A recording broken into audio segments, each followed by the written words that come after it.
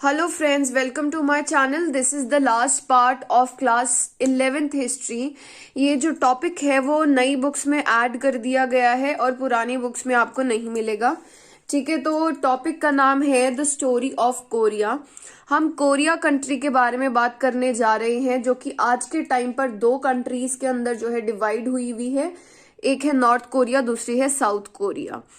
तो first topic है beginnings of मॉडर्नाइजेशंस।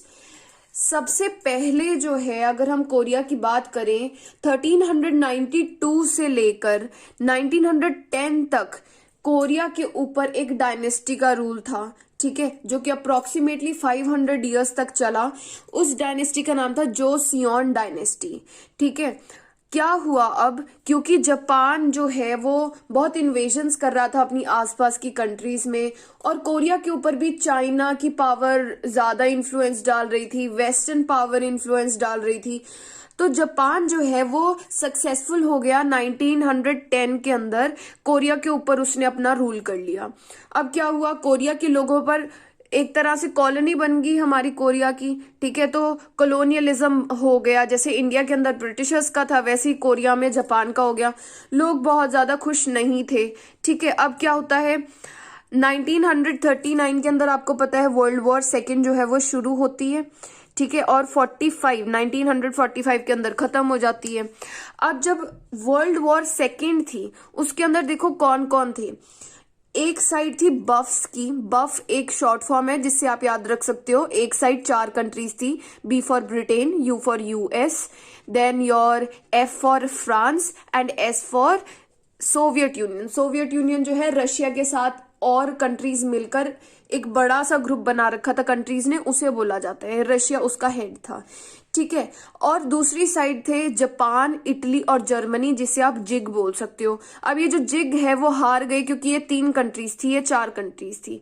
ठीक है, आप लर्न करने के लिए ऐसे कर सकते हो। तो अब क्या हुआ, क्योंकि जापान हार गया सेकेंड वर्ल्ड वॉर के अंदर, तो यहां पर क्या हुआ, जापान के अंदर भी उतनी स्ट्रांगनेस नहीं रही। ठीक है, उतनी स्ट्रेंथ नहीं रही कि वो कोरिया के ऊपर अपना हक जमाए रखे। तो अब क्या हुआ, जो पूरा कोरिया है उसे 2 पार्ट्स में डिवाइड किया गया आफ्टर वर्ल्ड वॉर 2, जिसके अंदर जो नॉर्थ कोरिया है उसके ऊपर सोवियट्स का रूल हो गया। मतलब ये जो हमारा रशिया और बाकी हमारी जो कंट्रीज है उनका जो ग्रुप था, उन्होंने नॉर्थ कोरिया के ऊपर रूल कर लिया। और जो साउथ कोरिया है उसमें जो है यूनाइटेड नेशंस, जो कि काफी सारी ग्रुप ऑफ कंट्रीज हैं जो कि थर्ड वर्ल्ड वॉर को रोकती हैं। ठीक है, उन यूएन ने जो है वो साउथ कोरिया के ऊपर जो है अपना हक जमा लिया। ठीक है, और जो ये यूएन है उसकी सबसे लीडिंग कंट्री यूएसए है। तो एक तरह से आप कह सकते हो जो नॉर्थ है वो उसके ऊपर रशिया का रूल हो गया और साउथ के ऊपर जो है यूएसए का रूल हो गया। और 1948 के अंदर इन दोनों एरियाज को अलग अलग कंट्रीज बना दिया जाता है। ठीक है, तो इतना आपने देख लिया कि जोसियोन डायनेस्टी से आपका जो जापान है चेंज हो जाता है, मतलब जापान की कॉलोनियलिज्म आ जाती है। उसके बाद जो है सेकेंड वर्ल्ड वॉर के बाद बिल्कुल ही गेम चेंज हो जाती है। अब देखिए क्या हुआ था कि जो आपकी ये बफ्स कंट्री थी जो कि जीती थी, इनमें से 2 ऐसी कंट्रीज थी जो कि बिल्कुल डिस्ट्रॉय हो गई थी। वो थी ब्रिटेन और फ्रांस। बची कौन सी, यूएस बची है और सोवियत यूनियन बची है। अब क्या हुआ कि पूरे वर्ल्ड के अंदर सिर्फ 2 कंट्रीज सबसे ज्यादा पावरफुल हो गई। पहली थी यूएसए, हमारी अमेरिका, दूसरी थी सोवियत यूनियन जिसका हेड था रशिया। ठीक है, अब क्या हुआ, रशिया की जो आइडियोलॉजी थी ना वो चाइना भी फॉलो करती थी। ठीक है, कम्युनिज्म को फॉलो करते थे ये। अब चाइना और यूएस जो है, अब आप देख सकते हो कि नॉर्थ में आपकी हो गई ये रशिया वाला पोर्शन और साउथ में है आपके यूएस। अब ये दोनों पावरफुल जो कंट्रीज आ गई हैं, इनमें लड़ाई झगड़ा होना शुरू हो गया। ठीक है, मतलब कि आपकी सोवियत यूनियन और यूएसए के अंदर जो है बहुत ज्यादा लड़ाई होनी शुरू हो गई। अब जो नॉर्दर्न कोरिया है वहां पर जो है चाइना के रूलर्स ज्यादा थे। क्यों, क्योंकि जो आपके नॉर्दर्न कोरिया है वो रशिया के कंट्रोल में, और रशिया की आइडियोलॉजी चाइना भी फॉलो कर रहा है। ठीक है, तो अब क्या हो गया, यहाँ पर चाइना के लोग हैं रूलर्स और साउथ कोरिया के अंदर यूएसए रूलर्स हैं। ठीक है, अब इन दोनों नॉर्थ कोरिया और साउथ कोरिया में लड़ाइयां होनी शुरू हो गई, वॉर होनी शुरू हो गई। ठीक है, कब से शुरू हुई? देखो 1948 के अंदर तो ये क्या हो गए, ये दो कंट्रीज में डिवाइड हो गई। जून 1950 के अंदर जो है ये वॉर होनी शुरू हो गई दोनों कंट्रीज के बीच में, चलती रही 3 साल तक, 1953 तक रही। अब क्या हुआ, दोनों कंट्रीज का बहुत ज्यादा लॉस हुआ। ठीक है, बहुत लोग मरे, इकोनॉमिक डेवलपमेंट बिल्कुल नहीं हुई। ठीक है, और इन्फ्लेशन हो गई, मतलब हर एक चीज का प्राइस जो है इंक्रीज हो गया। अब क्या होता है कि जब ये दोनों कंट्रीज जो है अलग अलग हुई थी 1948 के अंदर, तो अब हम सिर्फ साउथ कोरिया की बात करेंगे। ठीक है, साउथ कोरिया के अंदर जो है इलेक्शन होने शुरू हो गए। ठीक है, 1948 के अंदर जो प्रेसिडेंट बनते हैं वो थे सिंग मैन री। ठीक है, आपको पता है सिंग इज किंग बोलते हैं ना, तो जो सिंग है वो सबसे पहले प्रेसिडेंट बन गए साउथ कोरिया के। ठीक है, तो सिंग मैन री जो है फर्स्ट प्रेसिडेंट बने साउथ कोरिया के। ठीक है, अब इनके टाइम पीरियड में ये वॉर चल रही है, इन्होंने इस चीज का फायदा उठाया और कहा कि इलेक्शंस नहीं होंगे, सिर्फ मैं प्रेसिडेंट रहूंगा, क्योंकि वॉर चल रही है, इलेक्शंस लेने का कोई हो नहीं सकता पॉसिबल कोई भी प्रोसीजर। ठीक है, तो इन्होंने क्या करा, 1948 से तो ये बने ही थे, 5 साल बाद इलेक्शन होने थे, इन्होंने नहीं कराए, और ये 1960 तक अपना जो प्रेसिडेंट का टर्म है वो इंक्रीज करते रहे। अब लोग जो हैं वो, उनके अंदर ये फीलिंग आई कि हमारे पास तो कोई डेमोक्रेसी नहीं रही। ठीक है, लोगों ने 1960 के अंदर, ठीक है, अप्रैल के महीने के अंदर प्रोटेस्ट करा। ठीक है, जिसे अप्रैल रेवोल्यूशन बोलते हैं, जो कि 1960 के अंदर हुआ था अगेंस्ट सिंग मैन री। ठीक है, जो कि पहले प्रेसिडेंट थे। अब इन्हें जो है हटना पड़ा, क्यों? क्योंकि ये तो बिल्कुल गलत कर रहे थे। उसके बाद आई हमारी डेमोक्रेटिक पार्टी। देखो कैसे याद रखोगे, पहले तो सिंग इज किंग सबसे फर्स्ट प्रेसिडेंट बन गया, क्योंकि ये डेमोक्रेसी को फॉलो नहीं कर रहा था, अपनी ही टर्म को इंक्रीज कर रहा था, तो डेमोक्रेटिक पार्टी अगली विनर बनी। अब डेमोक्रेटिक पार्टी इतनी स्ट्रांग नहीं थी, कुछ काम नहीं कर रही थी। ठीक है, अब क्या हुआ, 1960 के अंदर डेमोक्रेटिक पार्टी आई थी। ठीक है, उसके बाद क्या हुआ, क्योंकि ये वीक थी बहुत ज्यादा, तो जो मिलिट्री है उसने अपना जो है कंट्रोल साउथ कोरिया के ऊपर बना लिया। ठीक है, मिलिट्री के जो जनरल थे उस टाइम पर, जिनका नाम था जनरल पाक चंग ही। ठीक है, इन्होंने कहा कुछ चंगा नहीं है। ठीक है, कुछ ठीक नहीं चल रहा है, डेमोक्रेटिक पार्टी कुछ नहीं कर रही है, हम सब कुछ चंगा करेंगे। ठीक है, तो आप याद कर सकते हो कि इन्होंने डेमोक्रेटिक पार्टी को पार्क में बिठा दिया कि तुम जो हो उस प्रेसिडेंट की सीट पर बैठने लायक नहीं हो, तुम पार्क में बैठो जाके, हम सब कुछ चंगा करेंगे। तो आप ऐसे लर्न कर सकते हो नाम को, जनरल पाक चंग ही जो है उसने मिलिट्री रूल जो है साउथ कोरिया में इंट्रोड्यूस कर दिया। ठीक है, अब इतना याद रखना। उसके बाद देखते हैं क्या हुआ। अगला टॉपिक है rapid industrialisation under strong leadership. ठीक है, अब क्या हुआ कि आपका ये जनरल पाक चंग ही ने 1960 के बाद जितने भी साल ये रही, ठीक है, डेमोक्रेटिक पार्टी, उसके बाद जो है अपना मिलिट्री का वो कर दिया कूप। मतलब कि जब एक कंट्री के अंदर डेमोक्रेसी होती है परंतु मिलिट्री इतनी ज्यादा स्ट्रांग हो जाए कि मिलिट्री पावर में आ जाए, तो अब इन्होंने क्या करा कि जो 1963 के अंदर इलेक्शन हुए, ठीक है, उसके अंदर जनरल पाक चंग ही जो है वो जीत जाते हैं। ठीक है, और ये काफी स्ट्रांग लीडर थे। इन्होंने क्या करा, इन्होंने ISI को फॉलो किया, मतलब इंपोर्ट सब्सटीट्यूशन इंडस्ट्रियलाइजेशन, कि हम बाहर से चीजों को जो मंगवा रहे हैं, इंपोर्ट कर रहे हैं साउथ कोरिया के अंदर, अब हम वो नहीं करेंगे, हम अपनी कंट्री के अंदर जो जो हमें चीजें चाहिए हम खुद प्रोड्यूस करेंगे। मतलब हम इंपोर्ट को सब्सटीट्यूट करेंगे। ठीक है, इंपोर्ट बाहर से नहीं मंगवाएंगे दूसरी कंट्रीज से, और हम अपनी कंट्री की इंडस्ट्रियलाइजेशन कर देंगे, इंडस्ट्रीज बहुत हाई लेवल की कर देंगे। इसकी वजह से जो है बहुत एम्प्लॉयमेंट बढ़ती जा रही थी बिकॉज ऑफ जनरल पाक चंग ही। जो ईयर्स हैं आपसे याद होते हैं कर लीजिए, नहीं होते to have a just rough idea कि इसके बाद ऐसा हुआ, इसलिए आप बस देख लो। ठीक है, अब देखो इन्होंने 5 इयर्स इकोनॉमिक प्लान्स भी इंट्रोड्यूस किए, जिसकी वजह से काफी डेवलपमेंट हो रही थी। ठीक है, इन्होंने 1970s के अंदर जो है इन्होंने थोड़ा सा शिफ्ट किया। पहले जो है लाइट चीजों को बनाया जा रहा था, नॉर्मल सी चीजों को। अब इन्होंने हैवी इंडस्ट्रियलाइजेशन शुरू कर दी। ठीक है, केमिकल की इंडस्ट्रीज भी काफी डेवलप कर दी साउथ कोरिया के अंदर, और हैवी इंडस्ट्रीज जैसे स्टील हो गई, स्टील इंडस्ट्री को भी काफी अच्छा कर दिया। ठीक है, 1970 के अंदर एक और इम्पोर्टेंट चीज करी इन्होंने। देखो, ये 1963 के बाद 70s के अंदर ये सब कुछ हो रहा था। 1970 के अंदर जो जनरल पार्क चंग ही हैं, उन्होंने न्यू विलेज से म्यूल मूवमेंट शुरू करी। ठीक है, न्यू विलेज मतलब नया गांव। किस टाइप का नया गांव? वो गांव जहां पर बहुत ज्यादा डेवलपमेंट हो रही है, जहां के लोग बहुत ज्यादा अवेयर हैं, जहां के लोग बाहर की सिटी में जा रहे हैं काम करने के लिए, इंडस्ट्रीज में जा रहे हैं। ठीक है, बाहर सिटीज में जा रहे हैं काम करने के लिए। तो ऐसे जो है विलेज का एक नया ट्रांसफॉर्मेशन हो गया। तो ये चीज इन्होंने पाक चंग ही ने अच्छी करी। ठीक है, अब जो आपके लीडर्स थे वो भी स्ट्रांग थे, लेबर क्लास है वो भी एजुकेटेड थी। ठीक है, ऐसे नहीं थे वो कि उन्हें कुछ नहीं पता, उनकी स्किल की जो लेवल है वो काफी अच्छा खासा था। जो आपके ब्यूरोक्रेट्स थे, मतलब जैसे आज के टाइम में हमारे कंट्री के अंदर IAS IPS ऑफिसर्स होते हैं, वैसे एडमिनिस्ट्रेशन को चलाने के लिए जो लोग होते हैं उन्हें ब्यूरोक्रेट्स बोलते हैं, वो हाई लेवल के, इंडस्ट्रियलिस्ट वो हाई लेवल के। तो साउथ कोरिया बहुत अच्छा चल रहा था। ठीक है, और यहाँ पर एजुकेशन इंक्रीज हो गई, इकोनॉमिक डेवलपमेंट हो रही थी, फॉरेन कंट्रीज के साथ जो है काफी रिलेशंस अच्छे हो गए थे, ट्रेड वगैरह होना शुरू हो गया था।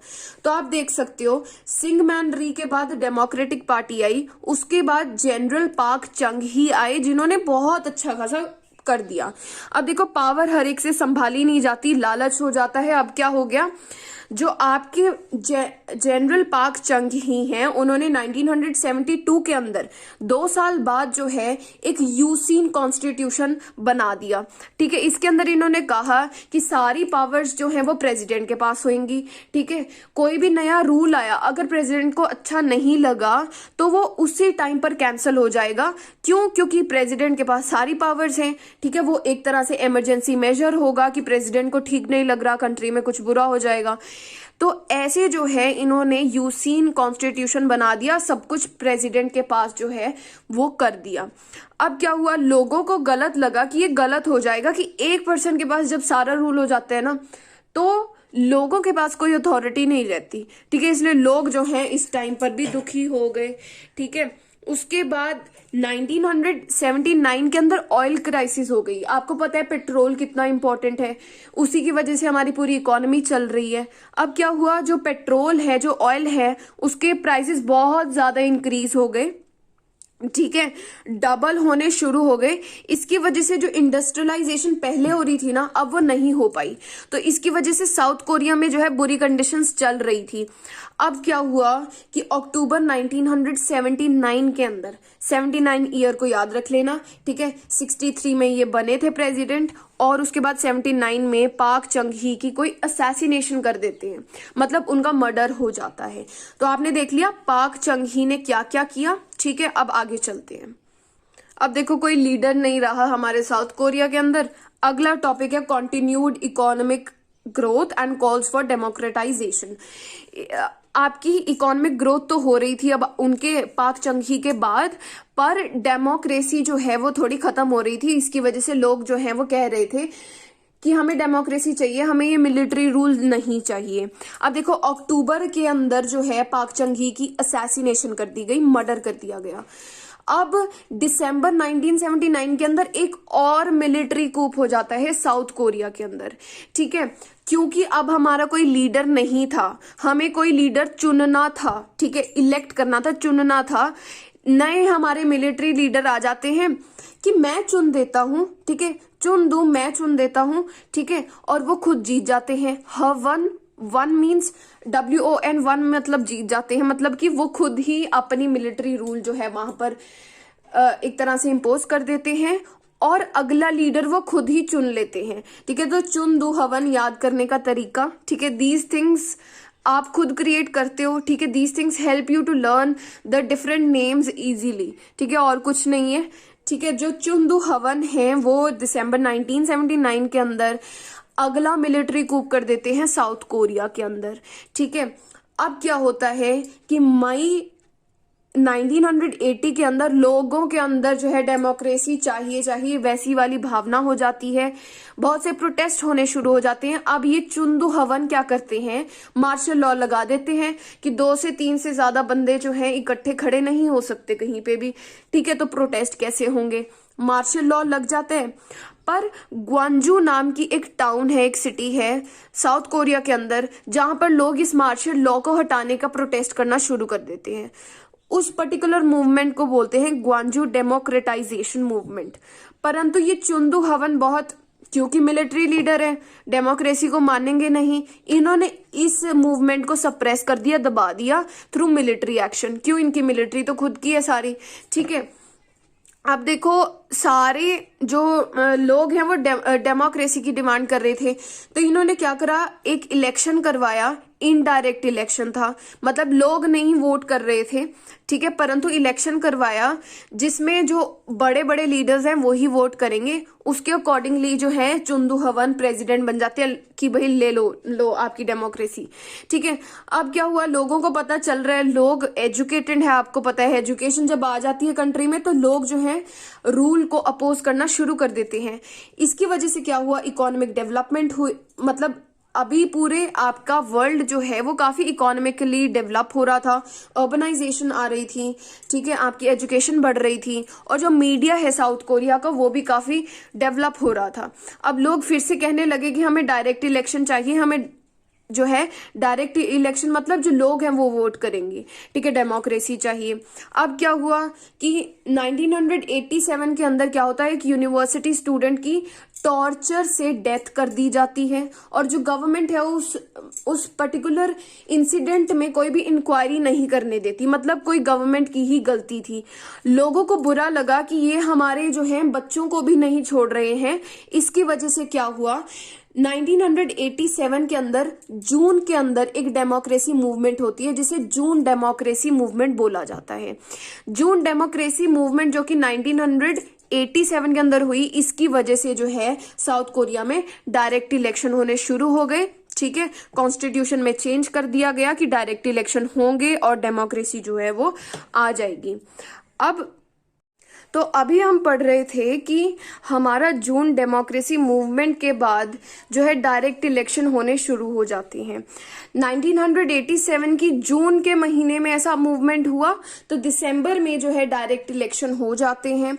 कौन जीतता है उस इलेक्शन के अंदर, वो एक पर्सन थे जो कि चुंदू हवन की ही मिलिट्री टीम में से बिलोंग करते थे। ठीक है, उनका नाम था रोते वो। देखो कैसे लर्न करोगे कि जो चुंदू हवन है वो सोच रहे थे कि सब कुछ खत्म हो गया। ठीक है, एक तरह से रोने लग गए, तो रोते थे वो। परंतु एक मेंबर कहता मैं स्टैंड करूंगा इलेक्शन में and I will be the winner. तो रोते वो जो है वो जीत गए, और एक तरह से मिलिट्री का रूल जो है फिर से हो गया, क्योंकि मिलिट्री का ही मेंबर था ये पर्सन। उसके बाद 5 साल बाद फिर से इलेक्शन होते हैं। किम यंग सैम जो है वो जीतते हैं। ठीक है, ये जो किम यंग सैम हैं ये मिलिट्री के लीडर नहीं थे, ये एक नॉर्मल सिटीजन थे साउथ कोरिया के जो कि जीत जाते हैं, जो कि बहुत सालों से ट्राई कर रहे थे इलेक्शन में जीतने के लिए। इसकी वजह से एक चेंज आता है साउथ कोरिया में कि मिलिट्री का रूल इतने टाइम से चलता आ रहा था वो अब खत्म हो गया था। ठीक है, अब आपकी किम यंग क्या है, एक तरह से जो यूथफुल पर्सन होता है वो चेंज करता है। तो इन्होंने बहुत से चेंजेस करे, industrial and social infrastructure improve किया, इंडस्ट्रीज में काफी अच्छे काम किए। ठीक है, और इन्होंने OECD को ज्वाइन किया। ठीक है, साउथ कोरिया ने OECD को जो है ज्वाइन किया, जिसकी फुल फॉर्म है organisation for economic cooperation and development. मतलब कि काफी सारी कंट्रीज का ग्रुप था जो कि एक दूसरे के लिए इकोनॉमिकली कॉपरेट करने वाले हैं, ट्रेड करने वाले हैं। ठीक है, अब सब कुछ अच्छा चल रहा था, परंतु साथ ही साथ एक बुरी चीज हो रही थी कि साउथ कोरिया जो है वो ट्रेड डेफिसिट में डूबता जा रहा था। देखो डेफिसिट क्या होता है, जब हमारे ऊपर कर्ज आ जाता है। क्या हुआ, जब आप ज्यादा इंपोर्ट करते हो, मतलब बाहर की कंट्री से ज्यादा चीजें मंगवा रहे हो और एक्सपोर्ट बहुत ज्यादा कम कर रहे हो, तो क्या होगा, क्योंकि आप बाहर की कंट्री से जो सामान मंगवा रहे हो उसके लिए पे भी कर रहे हो, बाहर पैसे भेज रहे हो, ठीक है, उसकी वजह से जो कंट्री है उसे फाइनेंशियल लॉस होना शुरू हो जाता है। तो मतलब कि इंपोर्ट ज्यादा थे, एक्सपोर्ट कम था, इसकी वजह से साउथ कोरिया ट्रेड डेफिसिट में डूब गया। और इसकी वजह से क्या हुआ, उन्हें एक एजेंसी है, ठीक है, इंटरनेशनल लेवल की, जिसे IMF बोलते हैं, जिसकी फुल फॉर्म है इंटरनेशनल मॉनेटरी फंड, यहां से फाइनेंशियल सपोर्ट लेना पड़ा ताकि वो कंट्री को दोबारा से रिवाइव कर सके। अब ऐसे ही बार बार 5 साल बाद इलेक्शन होते गए, अलग अलग लीडर्स आते गए, परंतु आपको उन सभी के नाम नहीं याद करने की जरूरत। मेन एक पर्सन है, ठीक है, जो कि 2012 के अंदर पाक जियोन हाई जो है, ये एक फर्स्ट फीमेल प्रेसिडेंट है, ठीक है। और ये किन से बिलोंग करते हैं, आपने पढ़ा था, पाक चंग ही से बिलोंग करते हैं। तो ये सब कुछ ठीक कर रहे थे, 2012 के अंदर इन्हें इलेक्ट किया गया एज प्रेसिडेंट, परंतु 2016 में पता चलता है कि जो ये प्रेसिडेंट हैं, फीमेल प्रेसिडेंट हैं, इन्होंने किसी अपने फ्रेंड को जो है गवर्नमेंट की काफी सारी पावर्स दे रखी हैं और वो कोई भी पोजीशन नहीं होल्ड करते गवर्नमेंट के अंडर। तो लोगों को पता चला कि ये एक तरह से करप्शन है, ठीक है। तो लोगों ने 2016 के अंदर एक कैंडल लाइट प्रोटेस्ट किया, ठीक है। उसके बाद इन्हें हटा दिया गया, इन्हें रिजाइन करना पड़ा। और अब 2017 के अंदर जब इलेक्शंस होते हैं तो मून जाए इन जो हैं ये प्रेसिडेंट इलेक्ट हो जाते हैं। और आज के टाइम पर भी साउथ कोरिया के जो प्रेसिडेंट हैं वो मून जाए इन हैं, ठीक है। तो आपने पढ़ लिया कि लोगों के अंदर अगर थोड़ी सी भी अवेयरनेस होती है तो वो अपनी पूरी कंट्री को एक गलत डायरेक्शन में जाने से रोक सकते हैं, ठीक है। तो हिस्ट्री आपको बहुत सब कुछ सिखाती है। आई होप मैंने बहुत अच्छा पढ़ाया हो, I have done my best. आप कमेंट सेक्शन में बता सकते हैं from where do you belong, कौन सी स्टेट के हैं आप। और 12th क्लास में I will be waiting for you all to join for the history lecture series of class 12th। Thank you so much. Have a nice